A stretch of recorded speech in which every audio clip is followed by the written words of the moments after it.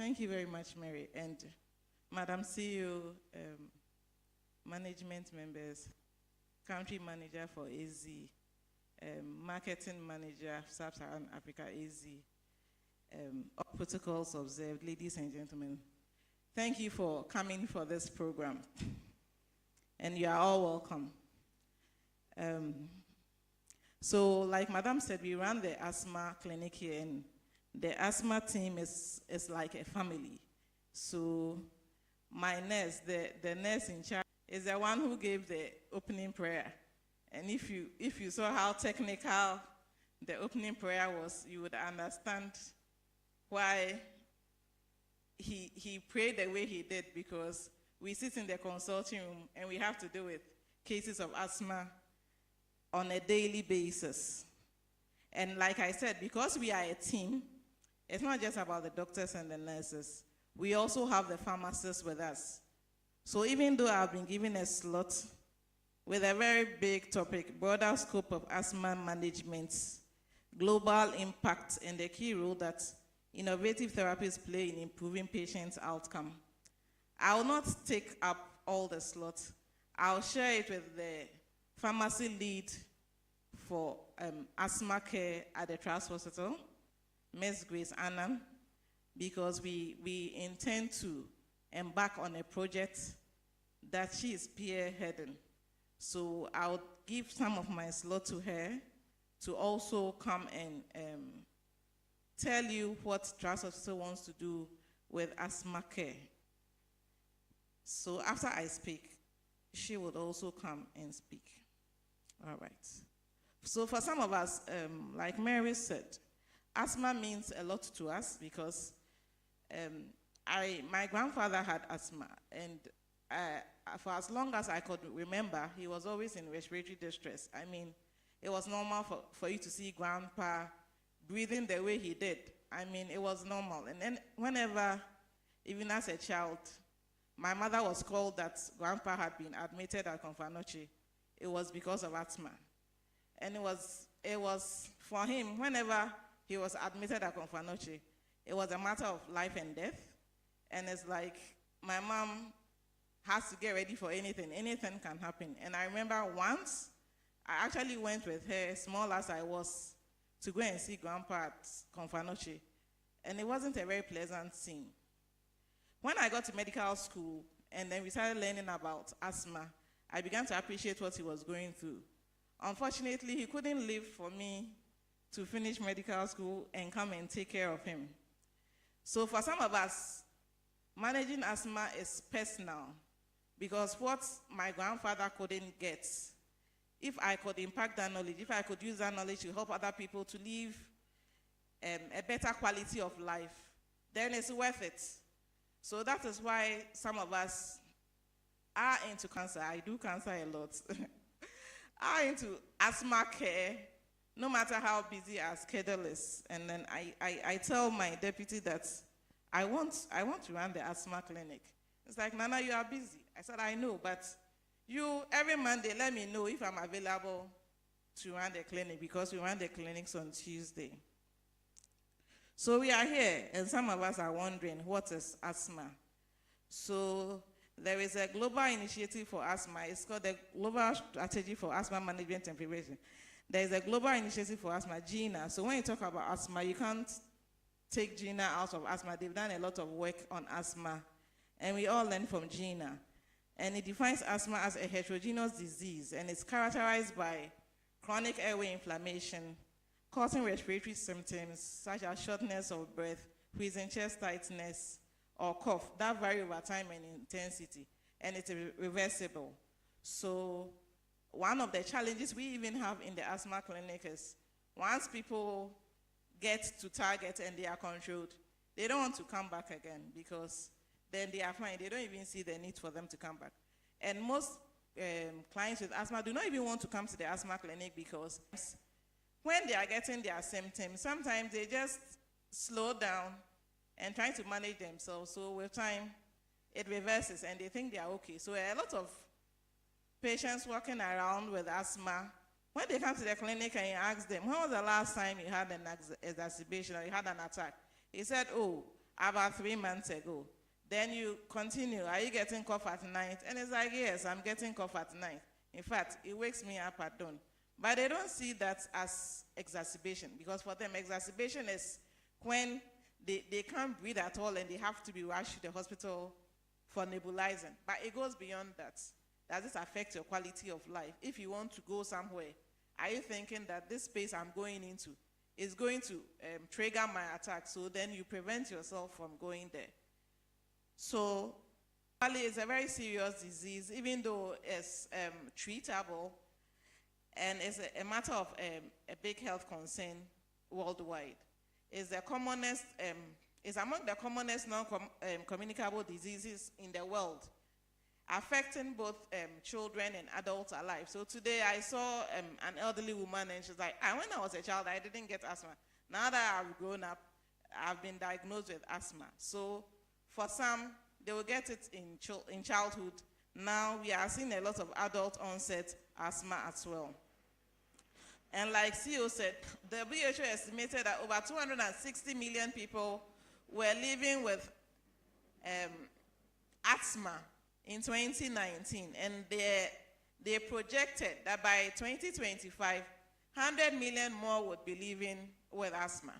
So if you put it together, they are thinking that by the end of this year, 400 million people worldwide will be living with asthma. And asthma causes about 450,000 deaths annually. And I dare to say that this is just a tip of the iceberg, because for us in the third world countries, most of the asthmatics are not even diagnosed. They don't even know they have asthma. They don't seek care. So most of them die at home. Most of them, by the time they get to the hospital, they are dead. So nobody knows they had asthma and they died from asthma. Sometimes you walk around and you see all these obituaries and it's like, what a shock. Maybe some of the what a shock was due to asthma that nobody captured. So I dare to say that this 150,000 deaths annually is just a tip of the iceberg. And if we are to drill down, more people are dying from asthma than it has been recorded. And then globally, it is said that the prevalence of asthma is 9.1% amongst children, 11% amongst adolescents. So that's about 20%. So about 1/5 of the population live with. And the international study of asthma and allergies in childhood, the Isaac Phase 3 project, concluded that 9.9 to 18.2% of children aged 13 to 14 years have asthma. In Ghana, in Kumasi, Adoebo et al. Reported a prevalence of 3.1 to 5.2% in children aged 19 to 16 years. So what's the story at the Trust Hospital? So last year, in 2022, Trust Hospital saw a total of 3,417 cases of asthma. We saw 4,187 in 2023 and 3,815 in 2024. For the first quarter of this year, we've almost seen about 900 cases of asthma already. And majority, about 42.9% of the asthma cases we see are between the ages of 2 to 16 years. So we are seeing a lot more younger people presenting with asthma than what even globally it is seen. And why are we here? We are here because asthma has a significant impact on the quality of life of the people it affects. I told you about my grandfather and a lot more people. Today I saw a child that the mother said that, oh, his father has a poultry farm and he really likes going to the poultry farm. But whenever he goes to the poultry farm and he comes back, we won't sleep in the night. So doctor, tell him that he shouldn't go to the poultry farm again. When he's going, we even give him a nose mask, but he still comes back in the night, we will not sleep. So the boy loves poultry. He loves to see his father's chicken, but he's been restricted from doing so because of asthma. And for several other people, children are prevented from playing football at school. They are prevented from riding their bicycles. They are prevented from running around because at night, dangers for families worldwide, including financial, medical, and then psychological ones. The children go like, why? Is there something wrong with me? Why are my siblings playing? Why can't I also play? It interferes with their educational endeavors. So I recently gave somebody a review. Come in 6 weeks' time. Mommy says he will not come until they vacate. He will not come. And I asked him, and he said no. I'm like, oh, I'll give you an 8 o'clock appointment. After that, you can go to school. The boy says no.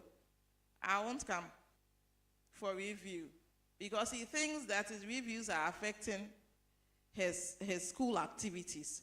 So we have to reschedule and say, okay, when they go on midterms, call. If we have a clinic, then you bring him. Else, bring him during vacation because the boy will not come to the clinic because he thinks the asthma is interfering with his educational life.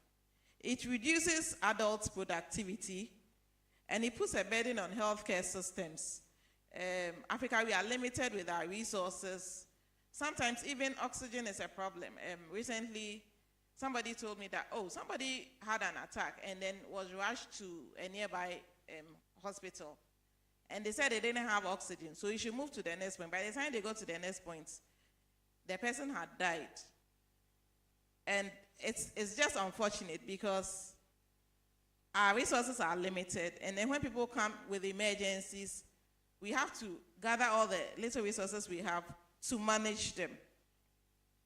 And it is also expensive.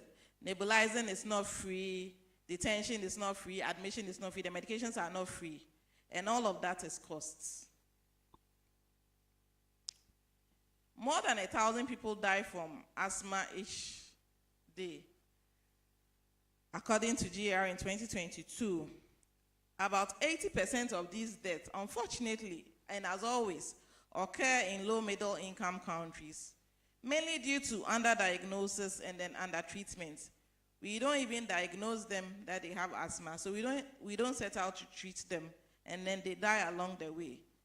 Lack of accessible, high-quality, necessary asthma medications has been one of the biggest obstacles of managing the condition, particularly in environments with little resources. Fortunately for Ghana, most of the asthma medications are on health insurance. So that challenge is being addressed. And I'd like to thank the government of Ghana and the pharma companies, AZ and the rest, for coming to a compromise to be able to reduce their prices enough to be on the national health insurance. Because even in the developed countries, there was a study done by the Asthma and Allergy Federation of America in 2017, and it identified costs as the most common reason why people with asthma don't take their medications. So even in America, they are struggling to buy their medications. So I moved to the broader scope of asthma management. So like I said, asthma is a heterogeneous disease. It has both genetic and environmental components. So the treatment should go beyond the use of medications only, either inhaled, orals, or injectables to control it. Whereas we need a medical management to control the symptoms and reduce and treat the exacerbations through the use of reliever and controller medications. We also need other management skills to be able to make the management complete. And later on in the case studies, one case study is a typical example of that. So we should take steps to eliminate or reduce triggers to the barest minimum. So if you have your asthma is the atopic type or allergic type, then you should reconsider the pets that you keep in your house. You should reconsider gardening. So we have to go into that. Do you keep pets? Do you use a woolen carpet and all that? What flowers do you keep in your home? Because some of these are constant triggers, and whenever you come into contact with them, you risk triggering asthma. There's also the need to readjust work schedules to reduce exposure to. There is a need for lifestyle adjustment for people living with asthma to also reduce exacerbations. This may include the use of perfumes, the need to reduce stressful activities. Today I saw somebody who said that whenever I'm under a lot of stress, I get a lot of attacks at night. So for people like that, they have to intentionally plan stressless activities to reduce their risks of getting asthma beyond just the use of their medications. Also, obesity has been noted to increase the severity of asthma. And a study done showed that 20% weight reduction leads to significant improvement in asthma control. So if you meet somebody who has asthma and the person is overweight, then you just don't give the inhaler, whatever medication you want to the client.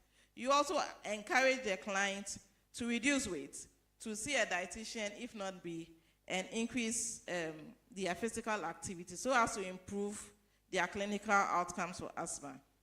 Education of the disease process and the need for adherence is also very important. The correct use of the inhaler. Today somebody came to today a lot of things happened. I ran the asthma clinic today. So one of the women, I asked her that, so do you have an inhaler? She said, yes. How do you use it? She said, I put it in my mouth and then I breathe. I said, hey, my nurse is laughing. I was like, really? She said, yes. Why? Am I doing it wrongly? I said, yes, you are. So I'm sending you to somebody who will teach you how to use the inhaler properly. So she has the medicine, but she's using it wrongly. So most of them come and they are frustrated. They want orals because for them, the inhaler is not working. And it's not working not because it is not efficient or efficacious or potent enough. It is purely because the technique is wrong. So once the technique is wrong, it's like you buy a brand new Benz and you need to turn the key or press the push to start to spark. Until you do that, the Benz is sitting there. Then they'll be screaming, the new car I bought is not good. The new car I bought is not good. But there's nothing wrong with the car. There's nothing wrong with the inhaler. There's everything wrong with how you use the inhaler. And even the rinsing of their mouth, some do not know. For those who are on the combined, they are not even aware that afterwards they are supposed to rinse their mouth. So there has to be a lot of education. Whenever you come across any client with asthma, a lot of education has to go into their management. They need to understand why they have to take the medication. For the longest of times, we had always used SABA. SABA is a short-acting beta-agonist, the Ventolin or the salbutamol to treat asthma. And most people know that when I can't breathe or my chest is tight, I pump my inhaler and I get relief.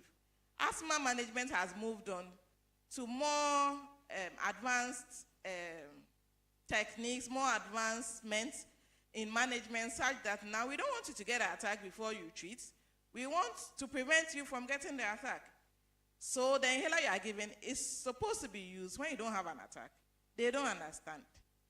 They want to use the inhaler or they want to take their medicine when they get an attack. So even though you meet them on the first encounter and you tell them, if you don't reinforce the education you have given them, it will not sit. They will listen, but they will not hear. So it is very important that anytime you meet somebody who has asthma, you encourage the person to stick to their medications. Since cost and poor accessibility has been established as one of the leading challenges of asthma management, government, and I spoke about government of Ghana working hard to put the inhalers on the NHIS, NGOs, religious bodies, and indeed the general population should commit to programs and activities that promote affordable and accessible asthma medications to those who need it most. Other comorbidities that are related to asthma, including allergic rhinitis and eczema, should also be treated to reduce the exacerbation and decrease the symptoms that they get. So if you have somebody who has allergic rhinitis and your full concentration is treating the asthma, you are fighting a losing battle. Even WHO has a primary preventive measure to control or help manage asthma. And they have a program, the Empower and the M Tobacco Cessation. And the whole purpose of that is to reduce tobacco smoke exposure so as to help control asthma. These groups should be encouraged, and that is where GRACE comes in to help in the management of asthma. Like I said, then there has to be continuous education, and people need to share their experiences. I've had to literally put my qualification on the line and go into a bet, in quotes, with clients that, look here, take this for 2 weeks. If we take it and it doesn't work, when you come, we'll have another conversation. And the people are so set in their mind that, no, this is the only thing that will help me. And we are saying, oh, we have moved from this. I mean, it's like we have race cars now, and you are saying that as for you need a camel, and they are saying that, oh, now there is a V8. Move from this camel and sit in the V8. He says, I'll not even. This camel has been with me all these years, and I'm going nowhere without this camel. And you are supposed to go to Kumasi. How long will it take you sitting on a camel to go to Kumasi? But to breathe, it's not a very interesting experience. And as much as possible, they want to avoid it. So they need to hear other people say, oh, me too, I used to use this, but when I changed, I have improved. It gives them a sense of security that once they move to the newer drugs, they will be better. Local hospitals should be encouraged to run asthma clinics and also form groups that will promote asthma care, and that is what we intend to do here. I know that groups like the Ghana Thoracic Association, that our next speaker is one of the executives, it's also doing a lot of advocacy for cancer management. These strategies will lessen the burden of asthma wide and help in keeping with Goal 3 of United Nations 2015 Sustainable Development Goal, which is to ensure that healthy lives and promote well-being at all ages, including people living with asthma. So I come to my last section of a very tall topic. So the role of innovative therapies in improving outcomes. So therapies in asthma care has Hippocrates at that time, who recommended the use of ephedra along with red wine for the treatment of asthma. A lot has happened till date. And asthma typically involves the treatment it's about and the use of reliever medications, just in the unfortunate case that you have an exacerbation. And then also in the treatment of comorbidities, like I said, if they have allergic rhinitis and you don't tackle it, if they have obstructive sleep apnea and you don't tackle it, then you haven't holistically managed asthma. But of these three, medications for long-term asthma control, which we typically take on a daily basis, serves as the foundation of asthma management. And some of the therapies that we use are the inhaled corticosteroids, which control the inflammatory processes associated with asthma. We have the leukotriene modifiers, which fortunately now we have in Ghana. And they inhibit the bronchoconstrictive and pro-inflammatory effects of leukotrienes. These are all big words. But at the end of the day, all it does is that it prevents the bronchoconstriction, which will lead to asthma. We have the long-acting beta agonists, and we have the long-acting muscarinic dilator, but also comes with a lot of baggage because you need a lot of monitoring to prevent arrhythmia. So you are treating asthma, and then you end up with a more fatal condition. So we are very careful in the use of theophylline. And then we also have the biologics, which are the new kids on the blocks. However, with all of this, which we take, One of the most innovative of them all is the smart therapy. So I was talking about the fact that in asthma, the goal is to prevent. And how do you prevent? Asthma involves two things. There is inflammation and there is bronchoconstriction. So your bronchioles are constricting in place at the same time. So then why don't we get one drug that will control the inflammation and at the same time bronchodilate, so that it will be tackling the asthma management from different pathways. So AstraZeneca has one such product. It's made up of budesonide and formoterol, popularly called Symbicort. And the nice thing about Symbicort is that you can use it both as a reliever and as a preventer.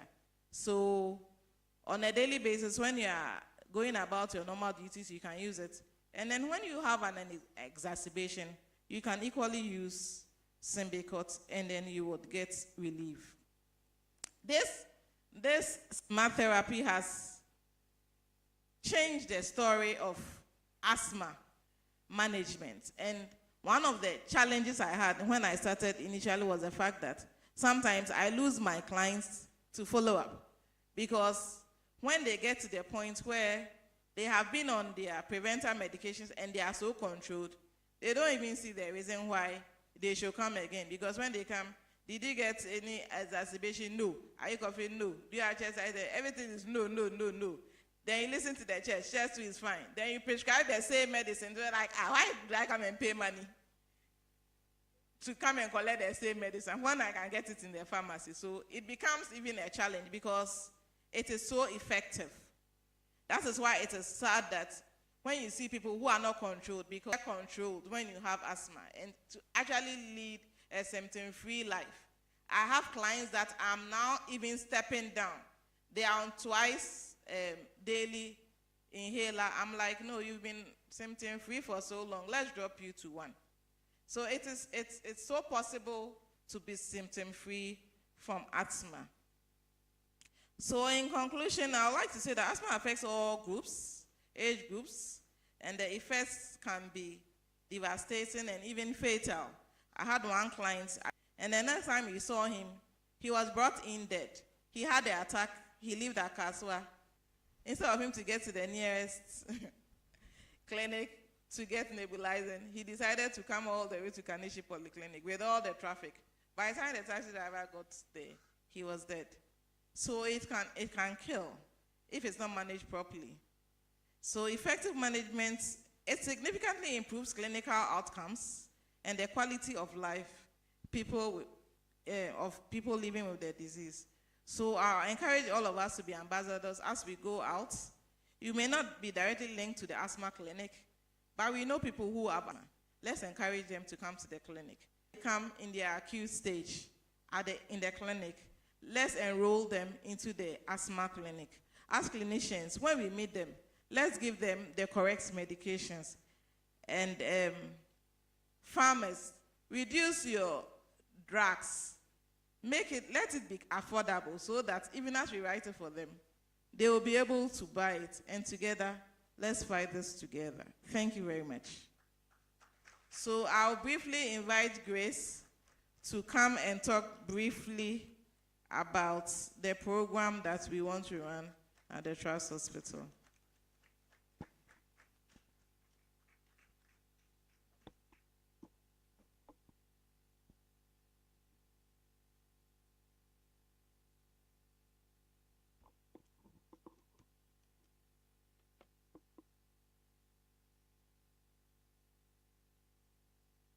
Good afternoon once again.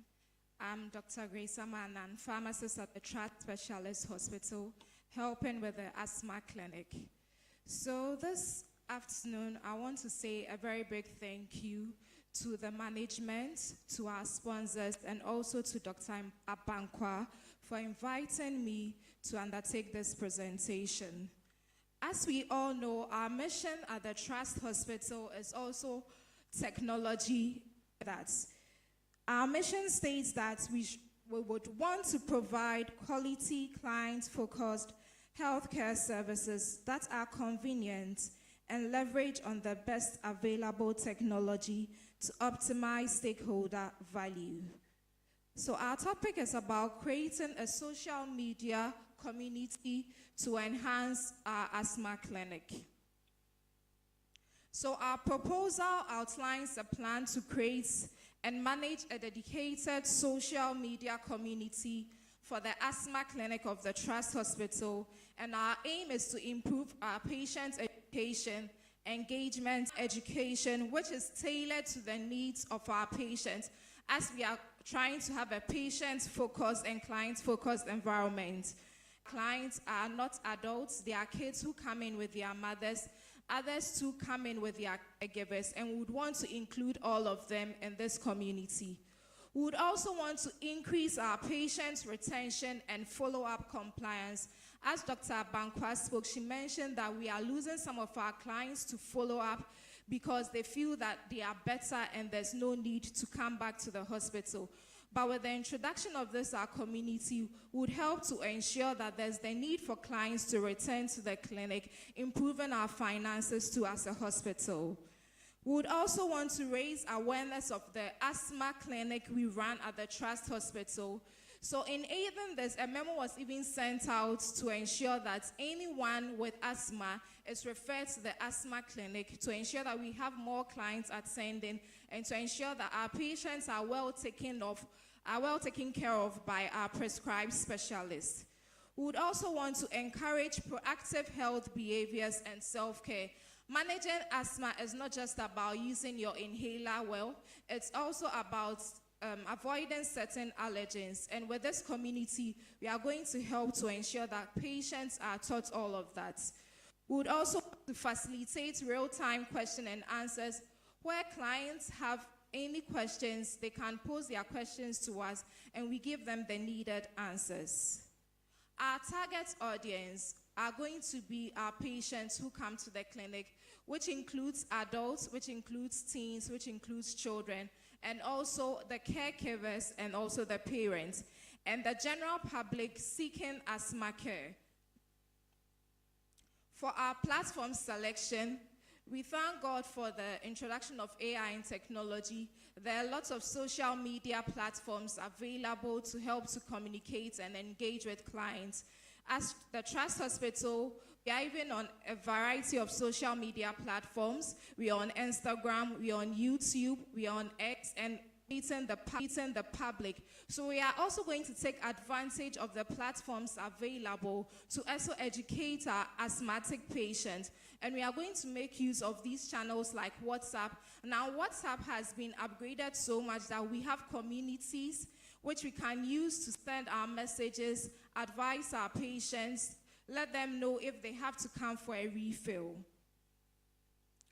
So with the social media platform, there are going to be activities and campaigns on it to make it engaging enough to ensure that our clients see the need and to participate in it. So we are going to have virtual asthma education seminars. So World Asthma Day, today being 6th May, it doesn't mean that after 6th May it comes to an end.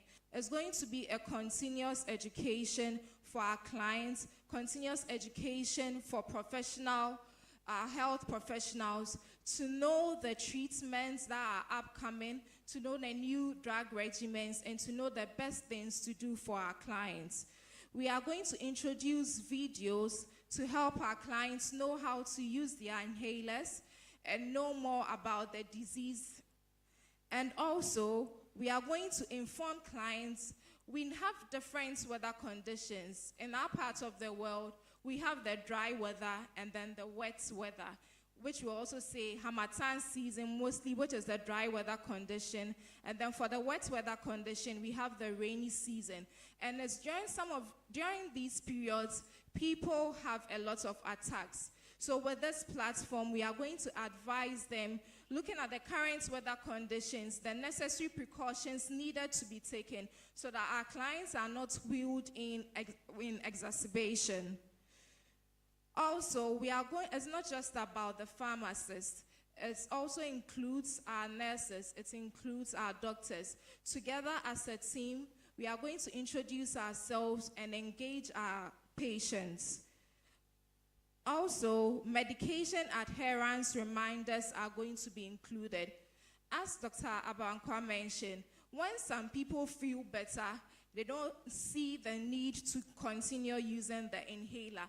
But they forget that it's the same inhaler usage that is helping them to prevent them from getting attacks. So the fact that you are not getting coughs at night, you are not getting breathless, it doesn't mean that you have to put away your inhalers. With this platform, we are going to ensure medication adherence.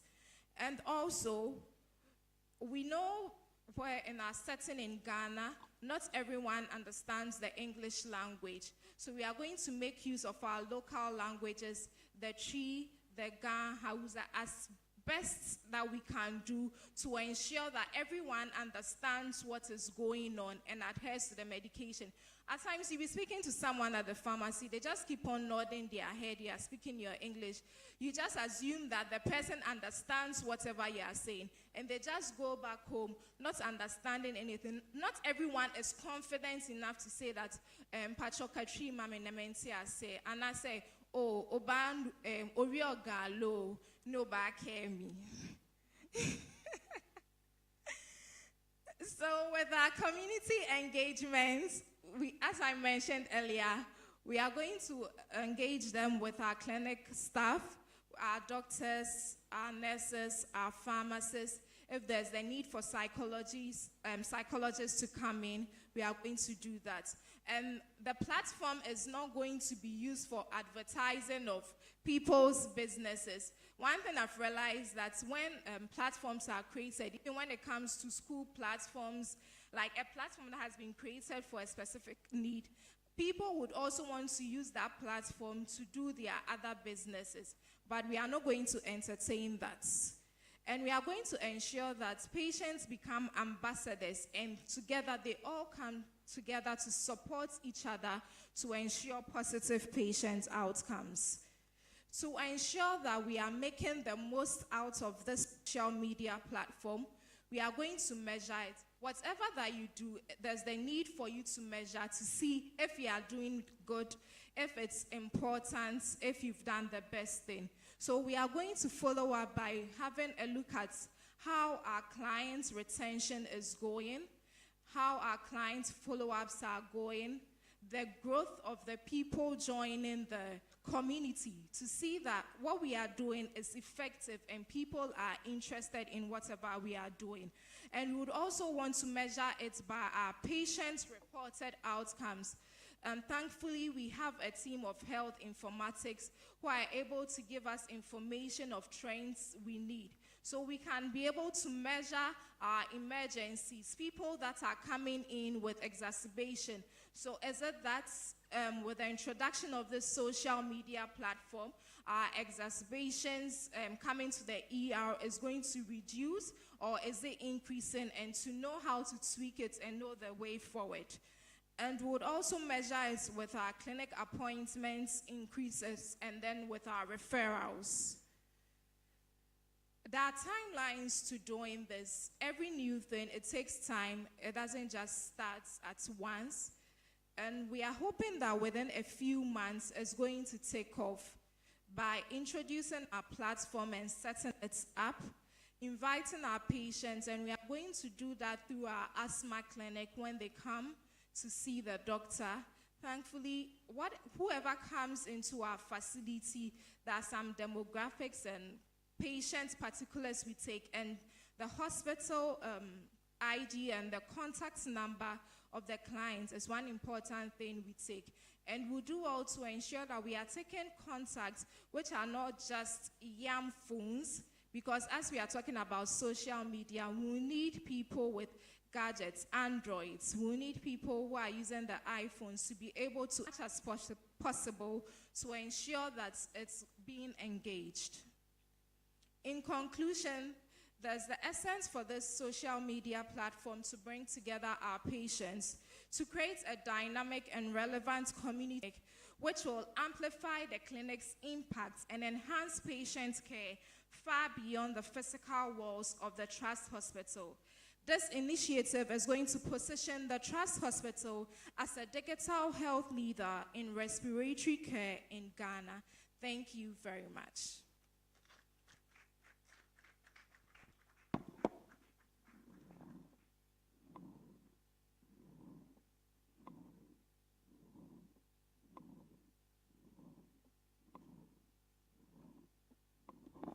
Thank you, Dr. Grace. We would like to say a big thank you to Dr.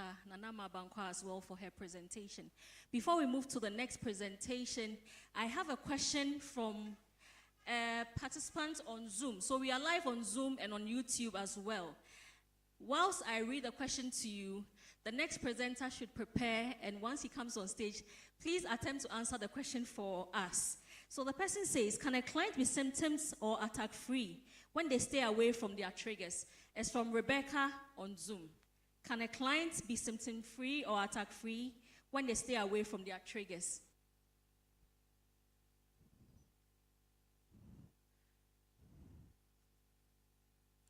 Is going to talk about SABA-free clinics, the role of ICS and LABA in asthma care. There's so many things that the general public do not know about. In fact, from Dr. Nanama Bankwa's presentation and then that of we, the lay people, have really learned a lot. The fact that you are not showing any symptoms doesn't mean you shouldn't go on vacation. We necessarily, so based on watching us, listening to us and watching us, so policymakers are going to take certain decisions that would align with the vision of the Trust Hospital and AstraZeneca as well. With a round of applause, let us welcome Dr. Alan Stiudadzi to give us his presentation on the SABA-free clinics.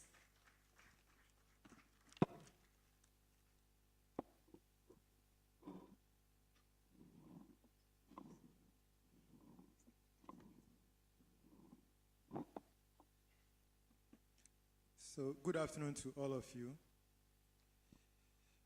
So, I want to acknowledge my very senior colleague, the CEO of the Trust Hospital, Dr. Ame. And I also want to acknowledge the country manager of AstraZeneca, my very good friend, Mabel, and my very good friend, Dr. Nanama Bankwa. We worked at Kolebu together. And today, we find ourselves at different places.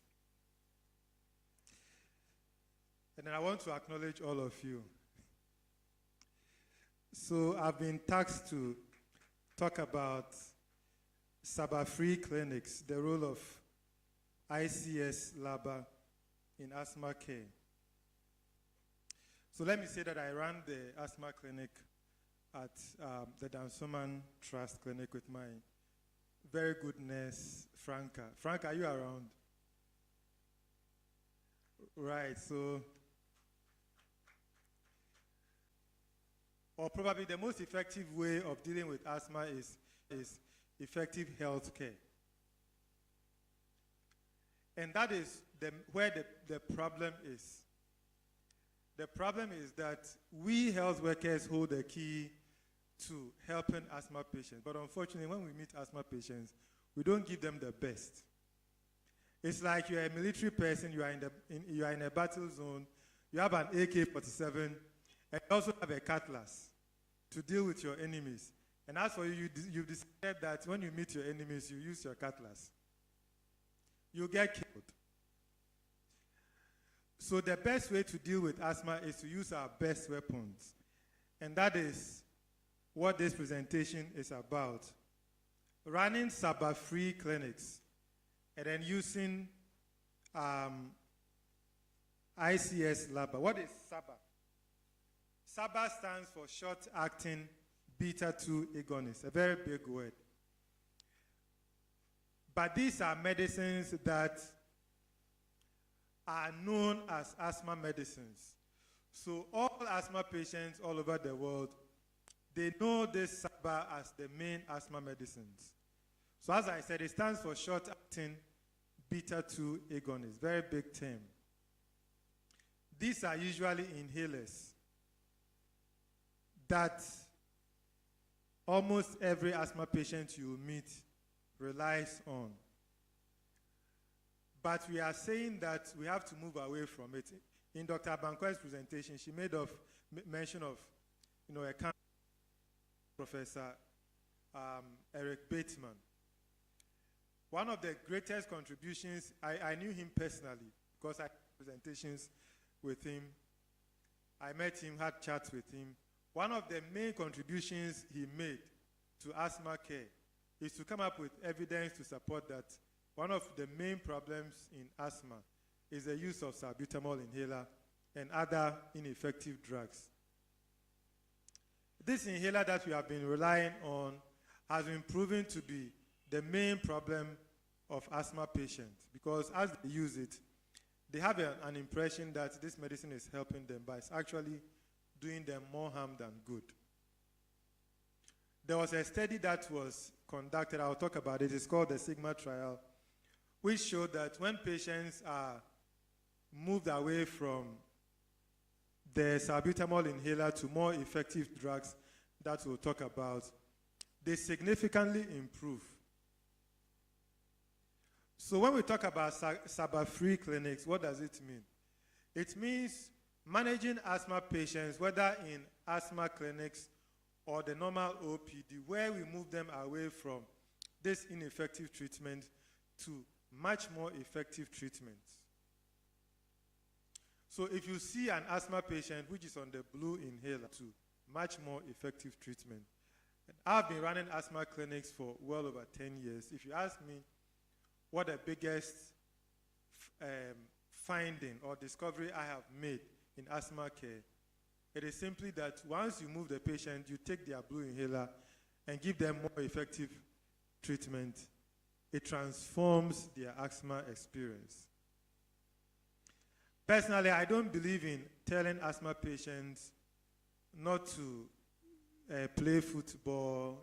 The parents will tell their children they shouldn't play football, they shouldn't drink ice water, they shouldn't do this, they shouldn't do. I tell the parents that, look, the reason why your child has to endure these restrictions is that they are using the wrong treatment. The better way to go about this is to put your child on a more effective treatment so that he can play football, he can drink ice water, he can do everything a normal child does. And one of the reasons asthma patients will be receiving treatment but still not be able to play football, enjoy games, use perfume. I tell my asthma patient that you can use perfume. But you see, get your asthma controlled, and you can. And many of my asthma patients will come back and tell me, the doc, it's true. Now my perfumes no longer worry me. I have a secondary school student who I managed recently. She couldn't stand her dormitories because her friends would use perfumes, and she couldn't stand it. So what does she do? Does she go and ring a bell? Hey, nobody should use asthma perfumes in this school again because I have asthma and you people have been worrying me. All I did was put her on right treatment, take away her blue inhaler, put her in right treatment, and now her friends use their perfumes. She's also there. She doesn't even recognize that they are using their perfumes. So SABA-free clinic is the most effective way of managing asthma patients. Dr. Bankwa has talked about what asthma is. Asthma is a chronic disease. The definition of asthma is that it's a heterogeneous disease which is characterized by chronic airway inflammation. So the main problem in asthma is that the airway is where air passes as we breathe. In asthma, the body's immune system constantly attacks this airway. So the airway is always sick. There's never a time that the asthma patient's airway is free, even when they don't have symptoms. And it is because of this airway inflammation that they keep getting attacks. So if we are going to manage asthma effectively, our focus should be on dealing with this airway inflammation, which is always there. And that is where healthcare fails. Because how do we normally treat our asthma patients? They come to our clinics with asthma attacks, we nebulize them and give them prednisolone and salbutamol inhaler. They go and then they come back again with the same attack. And that is a typical way we manage asthma, and that is very wrong. When we manage asthma that way, it shows that we have not taken into account what asthma is in the first place. Asthma is as much a chronic disease as hypertension and diabetes. And for our hypertensives, how do we manage them? Do you just, when they come with hypertensive crisis, you give them labetalol, IV, and then when they go, you ask them to go home only to get another hypertensive crisis and come back? Is that how we manage them? We don't do that. We put them on blood pressure medicine so that the BP will be controlled, so that they don't come back with an attack another time. So if we do this for our hypertensive patients, why don't we do the same for our asthma patients? So that's what the SABA-free clinic is about. SABA-free, managing asthma with short-acting beta agonists is looking at only the acute attacks and doing nothing about the chronic nature of the disease. Now, our own experiences, and if you take care of asthma patients, is that asthma patients suffer a lot. I have asthma too. Sometimes I forget that I have asthma because I used to have it when I was a child. Growing up, I'm not sure whether it's still around, or because I'm into asthma, it's afraid of me. But asthma is a painful disease to have. I remember as a child, I would get attacks every now and then my parents were the type who wouldn't take you to hospital. They would take you to the pharmacy. So in my area, the pharmacists knew me very well because I was a child who would go there and say, oh, I'm buying chloramphenicol. Then they would say, oh, who is this child who can mention the drug so well?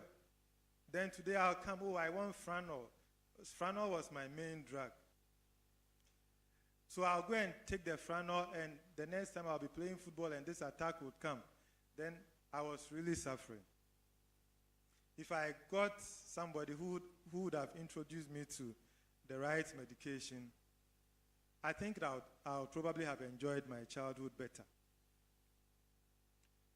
But thank God we are learning, and we are moving away from the SABA-free clinic. So when we say SABA-free clinic, it is the current recommendation on managing asthma well, effectively.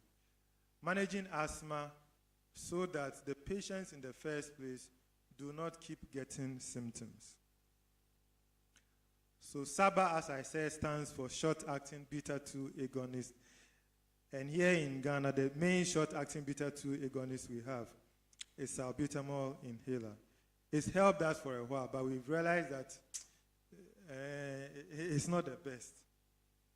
There is a proverb in Tree which says that konfubonia watna yarefuhuma konfupabotuno onyi nuhwe.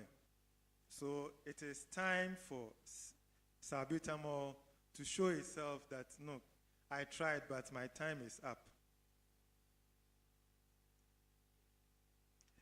Now, all my asthma clinics are SABA-free, in the sense that if you are my patient, you will not leave my clinic with salbutamol inhaler. One day, I asked this great professor of asthma, Eric Bateman, a question. That why is it that when patients use only salbutamol, they tend to die? Because evidence shows that when patients use salbutamol inhaler, that's the only medicine they use. Some of them die. In Ghana, we lose about 3 to 5 people to asthma every day. Even the advanced countries, a place like UK, they lose about 3 people to asthma every day. So it's a very grim statistic. So it was Professor Bateman who taught me that you need to move your patients from this SABA thing to a more effective. The time I asked him, they had not done the Sigma trial, but I was learning how to manage asthma. And when I started moving my patients on to the effective treatment, it was like magic. Patients who had stubborn asthma, suddenly they were fine, doing so well. Some of them will tell you that, oh, as for this, my salbutamol inhaler, I can't stop it because when I use it, I feel. Then I'll tell them, okay, no problem. You try this new medication I'm giving you, and let's see. And invariably, they will come and tell you that, I now realize that there was something much better, and I didn't know.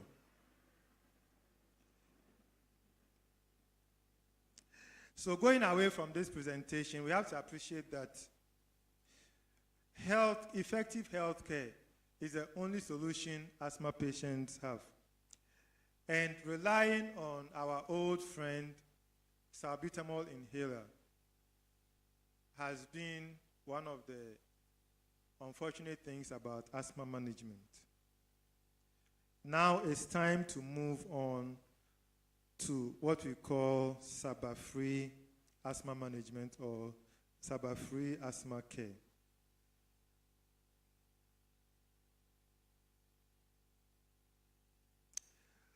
So what are the options we have if we are not going to use this short-acting beta-agonist? There's a lot.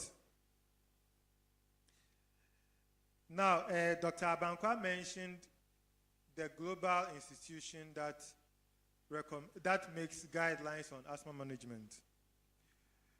In the year 2018, they published the data in 2018. They did a study called the SIGMA trial.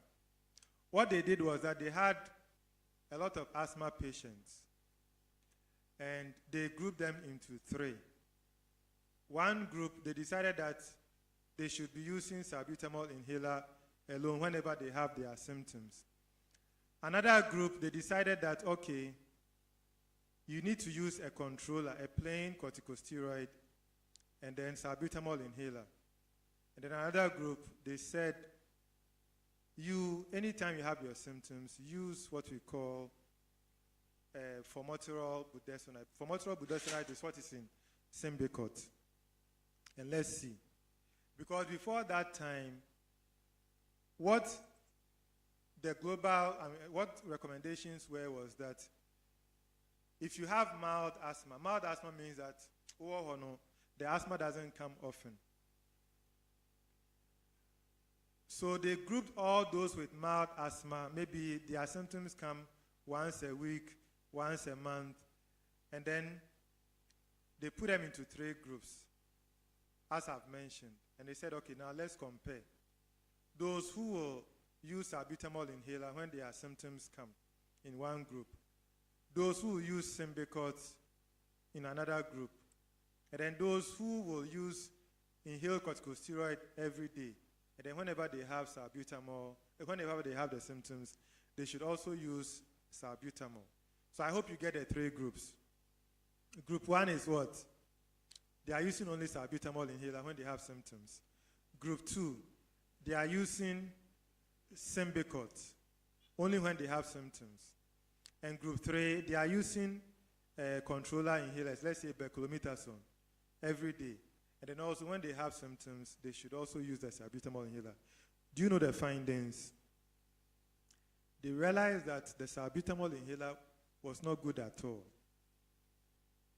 And that the people who were using only the salbutamol inhaler, they were having symptoms frequently. But those who were using the Symbicort when they have symptoms, they had 64% less subsequent symptoms compared to those who are using the salbutamol inhaler.